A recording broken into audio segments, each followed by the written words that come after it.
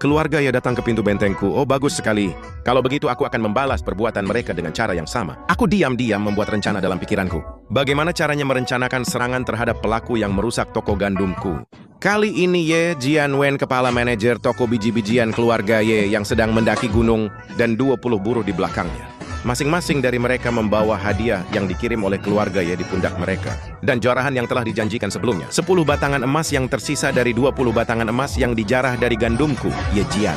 Pilihan dan hadiah dari perjanjian, para buruh itu merasakan ada sesuatu yang tidak beres begitu mereka mendaki gunung. Saat Ye Jianrong terakhir kali datang ke benteng angin hitam, desa itu dulunya berisik dan cukup ramai, tapi hari ini seluruh desa sangat sunyi. Ye Jianrong yang teliti melihat sekitar. Erekam bahkan memperhatikan bahwa para penjaga di puncak benteng gunung itu memiliki noda darah di pakaian mereka. Benda itu berlumuran banyak darah. Pemandangan ini membuat Ye Jianrong dan para porter ketakutan. Tapi sekarang Ye Jianrong, mereka telah tiba di pintu masuk benteng gunung tersebut. Tidak realistis bagi Ye Jianrong untuk pergi lagi. Dia tidak punya pilihan selain menelan pil pahit dan maju untuk melapor. Beberapa saat kemudian gerbang angin hitam. Desa itu membuka gerbangnya. Ye Jianrong memimpin timnya memasuki gerbang desa.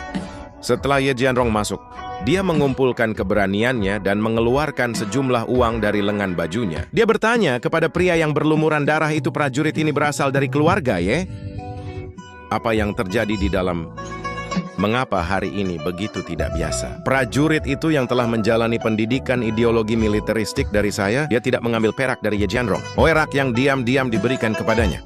Sebaliknya dia mengatakan, jangan bergosip tentang hal-hal yang seharusnya tidak boleh kamu ketahui mengenai orang dari Kabupaten Pingjiang itu. Kemudian prajurit itu memimpin Ye Jian dan sekelompok porter. Pria itu berjalan menuju aula kebenaran di benteng angin hitam. Dengan ditutupnya gerbang gunung benteng angin hitam. Saat pintu terkunci, jantung Ye Jianrong berdebar kencang. Ye Jianrong saat ini pasrah, mereka tidak punya pilihan selain pasrah dan masuk ke dalam. Hanya ketika kita melihat angin hitam, hanya kepala desa yang mungkin tahu apa yang telah terjadi. Namun semakin jauh Ye Jianrong berjalan, semakin takut dan cemas dia jadinya karena dia melihat darah di tanah saat perjalanan ke sini. Sesekali genangan darah merah terang muncul persis seperti yang Ye Jianrong takutkan. Ye Jian bahkan melihat tangan yang terputus dari seorang prajurit. Perampok itu dengan santai memotong tangan yang terputus dan membuangnya ke bagian belakang gunung.